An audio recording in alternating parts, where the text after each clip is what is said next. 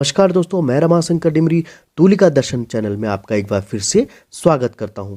पिछले अंक में हमने उत्तराखंड लोक सेवा आयोग की प्रवक्ता भर्ती के कला विषय के 23 प्रश्नों को देखा था। बाकी प्रश्नों को आज हम देखेंगे और इस अंक में हम 27 प्रश्नों को देखेंगे कि किस प्रकार के प्रश्न पूछे गए थे। तो ज़्यादा समय नहीं व्यर्थ करेंगे और सीधे चलते हैं प्रश्नों की ओर। और 24वां प्रश्न है, पंचतंत्र किस भारतीय चित्र शैली में रचित है? ऑप्शन देखिए, कुल्लू चित्र शैली, चंबा चित्र शैली, जहांगीर चित्र शैली और मेवाड़ चित्र शैली। तो इस प्रश्न का सही जवाब है पंचतंत्र किस भारतीय शैली में रचित है, तो इसका उत्तर है मेवाड़ चित्र शैली। ऑप्शन डी सही हो जाता है। 25वां प्रश्न देखते हैं, गोलकुंडा उपशैली है अपभ्रंश शैली की, दक्षिण शैली की, पाल शैली की या जैन शैली की? तो जो गोलकुंडा है यह दक्षिण शैली की उपशैली है। और दक्षिण शैली की हम बात करें तो दक्षिण जो चित्र शैलियाँ हैं उनमें विजयनगर शैली, अहमदनगर, बीजापुर और गोलकुंडा प्रमुख उपशैलियाँ रही हैं। इसलिए विकल्प बी सही हो जाता है। 26वां प्रश्न देखते हैं, कंपनी स्कूल की स्थापना कहाँ हुई? कांगड़ा, पटना, भोपाल या जयपुर? तो कंपनी स्कूल की जो स्थापना हुई थी वह हुई थी बिहार की राजधानी पटना में, और इसे इसलिए पटना स्कूल या पटना शैली भी कहा जाता है। तो विकल्प बी सही हो जाता है। 27वां प्रश्न है, किस चित्रकार ने प्रथम व्यंग्य चित्र बनाया? और ऑप्शन देखिए, गगनेंद्रनाथ टैगोर, यामिनी राय, के.एस. कुलकर्णी और के हेब्बार। तो भारत में सर्वप्रथम जिन्होंने व्यंग्य चित्र बनाए आधुनिक चित्रकारों में से जो हैं वह हैं गगनेंद्रनाथ टैगोर। विकल्प ए सही हो जाता है। 28वां प्रश्न है, तैल रंग है पारदर्शी, पूरक, अपारदर्शी या चमकीला? जो तैल रंग होते हैं यानी कि जो हमारे ऑयल पेंट्स होते हैं वह होते हैं अपारदर्शी, नॉन ट्रांसपेरेंट।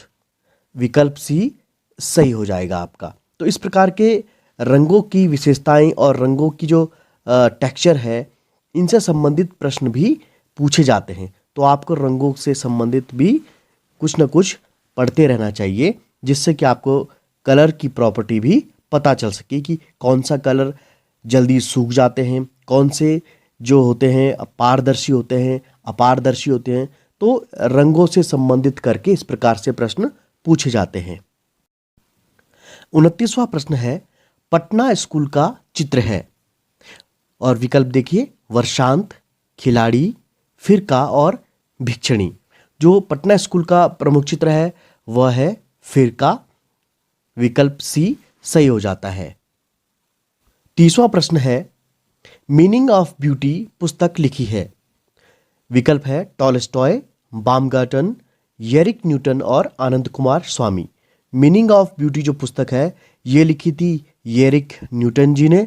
और पुस्तकों से संबंधित भी काफ़ी सारे प्रश्न हमेशा प्रतियोगी परीक्षाओं में पूछे जाते हैं, तो आपको इस प्रकार के प्रश्नों को भी जरूर देखना चाहिए। तो मीनिंग ऑफ ब्यूटी पुस्तक एरिक न्यूटन ने लिखी थी। विकल्प सी सही हो जाता है। 31वां प्रश्न है, राजा रवि वर्मा के जीवन पर आधारित चलचित्र का नाम है? विकल्प है रंगों का राजा, ग्रेट आर्टिस्ट, राजा रवि वर्मा और रंग रसिया। तो राजा रवि वर्मा के जीवन पर जो चलचित्र यानी जो फिल्म बनी थी उसका नाम था रंग रसिया। विकल्प डी सही हो जाता है। और 7 नवंबर 2014 को ये फिल्म रिलीज हुई थी और इसके निर्माता निर्देशक थे केतन शर्मा, और इसमें अभिनय किया था रणदीप हुड्डा, नंदना सेन और परेश रावल ने। 32वां प्रश्न है, द्वितीयक रंगों के सही समूह को चुने, यानी कि जो हमारे सेकेंडरी कलर्स हैं उनके सही ग्रुप को चुनना है। और विकल्प देखिए, ऑप्शन है ऑप्शन ए में पीला बैंगनी हरा, ऑप्शन बी पीला लाल नीला, ऑप्शन सी नारंगी बैंगनी हरा और ऑप्शन डी लाल नीला हरा। तो द्वितीयक रंगों का जो सही समूह है वह है ऑप्शन सी नारंगी बैंगनी हरा। अगर आप विकल्पों को देखते तो आपको पीला, लाल और नीला जो हमारे प्राइमरी कलर हैं, ये आपको 3 विकल्पों में दिखाई दे रहे हैं। तो आप इस प्रकार से भी छांट सकते थे कि जिसमें लाल, नीला और पीला है वह हमारा सही उत्तर नहीं होता।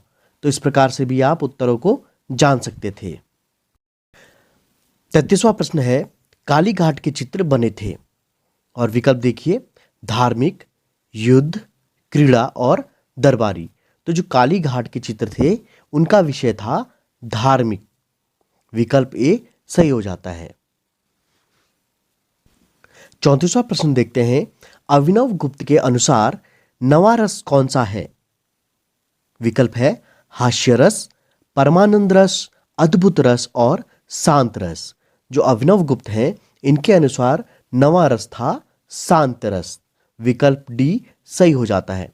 अगर आप भारतीय विद्वानों की कला से संबंधित परिभाषाओं, व्याख्याओं को देखेंगे तो आपको रस से संबंधित कई सारे प्रकरण मिल जाएंगे। तो आपको इन प्रकरणों का अध्ययन भी जरूर करना चाहिए, क्योंकि यहाँ से भी प्रश्न पूछे जाते हैं। 35वां प्रश्न है, फ्रेस्को विधि का प्रयोग किया जाता है। ऑप्शन देखिए, भित्ति चित्रण में, पुस्तक आवरण में, धरातलीय चित्रण में और कैनवास चित्रण में। तो जो फ्रेस्को विधि है हम सभी को पता है कि इसका उपयोग भित्ति चित्रण में किया जाता है। तो विकल्प ए सही हो जाता है। 36वां प्रश्न देखते हैं, ग्रीक कला का प्रसिद्ध कलाकार था।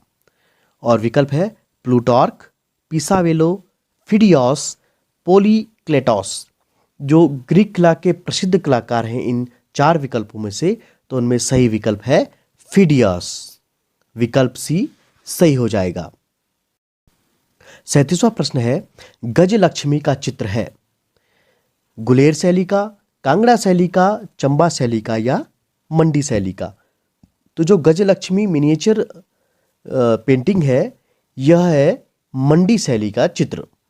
विकल्प डी सही हो जाता है। तो आपको जो हमारे मिनिएचर पेंटिंग्स है और उन मिनिएचर पेंटिंग्स में जो बहुत प्रसिद्ध मिनिएचर पेंटिंग्स होती हैं उनको भी आपको देखना चाहिए कि कौन सी किस शैली की पेंटिंग है। कई बार यही प्रश्न घुमा करके पूछ लिए जाते हैं और हम इनमें कन्फ्यूजन हो जाते हैं, क्योंकि सब शैलियाँ एक जैसी लगती हैं हमें, विशेषताएं भी लगभग एक जैसी होती हैं और इन शैलियों में जो बनाए हुए चित्र होते हैं इनके विषय वस्तु भी लगभग एक जैसे होते हैं। तो इन प्रकार के प्रश्नों में हम जरूर गलतियां करते हैं। तो ऐसे प्रश्नों को भी जरूर देखना चाहिए जो हमें लगते हैं कि शायद नहीं पूछे जाएंगे, लेकिन जब पूछ लिए जाते हैं तो बड़े कन्फ्यूजन क्रिएट कर देते हैं। और 38वां प्रश्न देखते हैं, बारोक कला के प्रणेता थे। डोमिय, पालक्ली, कोरोडोमीर, कराची कैरीविजियो। जो बारोक कला के प्रणेता थे वे थे कराची कैरीविजियो।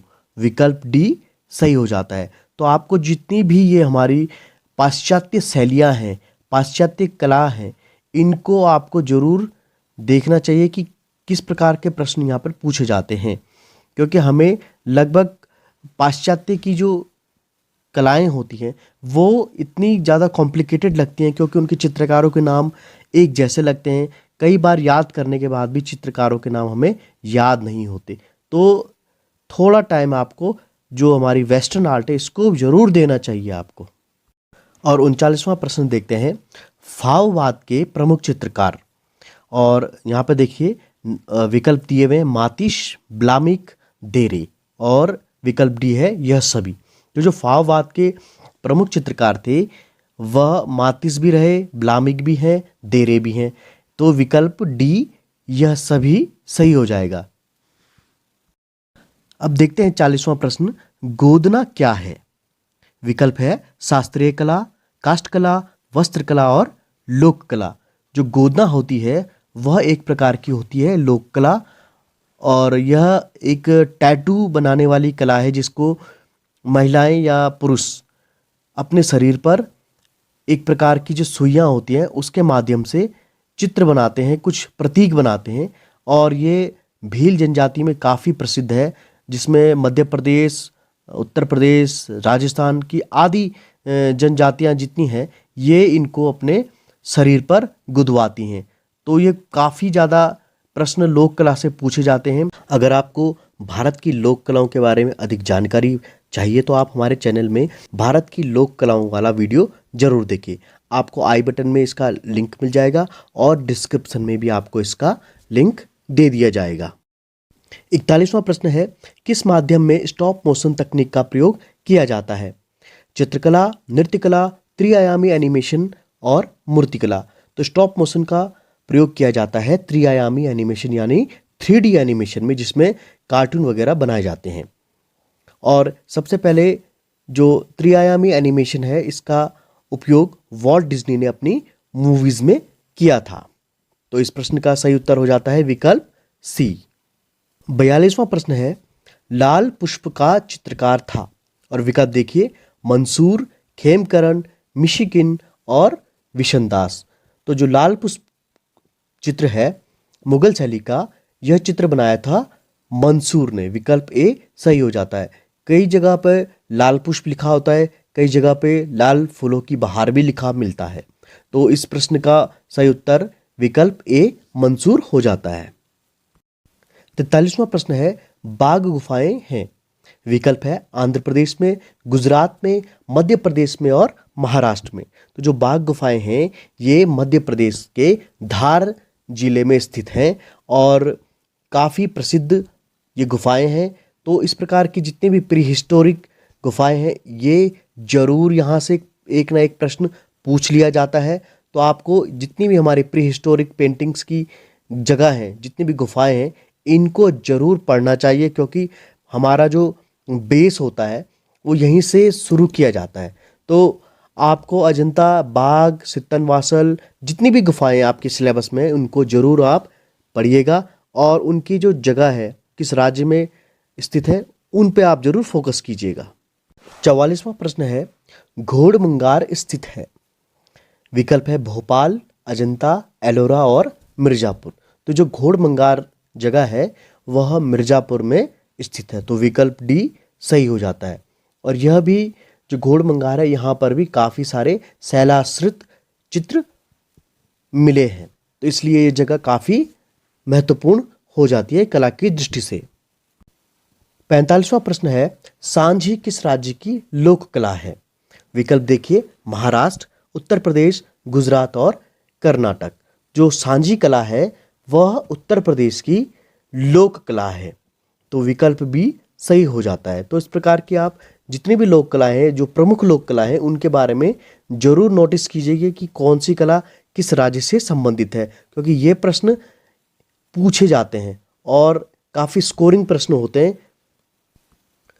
46वां प्रश्न है, किस चित्रकार के चित्र नाटकीय हैं? विकल्प देखते हैं, के हेब्बार, यामिनी राय, राजा रवि वर्मा और राम कुमार। तो इस प्रश्न का जो सही उत्तर है वह है राजा रवि वर्मा, क्योंकि राजा रवि वर्मा ने हमारे जितने भी धार्मिक ग्रंथ हैं, रामायण, महाभारत, उनसे ही प्रसंग लिए हैं और उनके प्रसंगों के ऊपर ही उन्होंने अधिकतर अपने चित्र निर्मित किए थे। इसीलिए कहा जाता है कि उनके चित्र ज़्यादा नाटकीय हैं। तो इस प्रश्न का सही जवाब हो जाता है विकल्प सी, राजा रवि वर्मा। 47वां प्रश्न देखते हैं, बेसंतर जातक का चित्र अजंता की किस गुफा में चित्रित है? और विकल्प देखिए, गुफा संख्या 8, गुफा संख्या 17, गुफा संख्या 5 और गुफा संख्या 15। तो जो बेसंतर जातक का चित्र है वह अजंता की 17वीं नंबर की गुफा में स्थित है। विकल्प बी सही हो जाता है। तो आपको अजंता से संबंधित जितने भी चित्र हैं उनके बारे में डीपली पता होना चाहिए, क्योंकि अजंता से हमेशा इस प्रकार के प्रश्न पूछे जाते हैं कि कौन सा चित्र किस गुफा में स्थित है। 48वां प्रश्न है, जहांगीर काल में सभी चित्रकार था? और विकल्प देखते हैं, मंसूर, मिशिकिन, विशनदास और गोवर्धन। तो जहांगीर काल में सभी चित्रकार था वह था विशनदास। विकल्प सी सही हो जाता है। 49वां प्रश्न देखिए, फुलकारी किस प्रदेश की लोक कला है? हरियाणा, उत्तराखंड, पंजाब और कश्मीर। जो फुलकारी है वह लोक कला पंजाब से संबंधित है। तो विकल्प सी सही हो जाएगा। 50वां क्वेश्चन देखते हैं, अलंकार सिद्धांत किसने प्रतिपादित किया? विकल्प है आचार्य भामा, आनंदवर्धन, भरत मुनि और क्षेमेंद्र। जो अलंकार सिद्धांत था वह आचार्य भामा ने प्रतिपादित किया था, इसलिए विकल्प ए सही हो जाता है। यह था लोक सेवा आयोग उत्तराखंड की प्रवक्ता भर्ती के चित्रकला विषय का प्रश्न पत्र भाग 2। बाकी बचे हुए प्रश्नों को हम अगले भागों में देखेंगे। तो आज का एपिसोड आपको कैसा लगा कमेंट सेक्शन में ज़रूर बताइएगा, और अगर आप चैनल पे नए हैं तो प्लीज़ चैनल को सब्सक्राइब कीजिएगा। वीडियो अच्छा लगता है तो उसे शेयर कीजिएगा और बेल आइकन के नोटिफिकेशन पाने के लिए अपने बेल आइकन को ऑन रखिएगा, ताकि आपको आने वाली वीडियो की नोटिफिकेशन समय पर मिल सके। तो आज के एपिसोड में इतना ही। बचे हुए प्रश्नों के साथ मिलेंगे जल्दी, तब तक के लिए दीजिए मुझे इजाज़त। नमस्कार।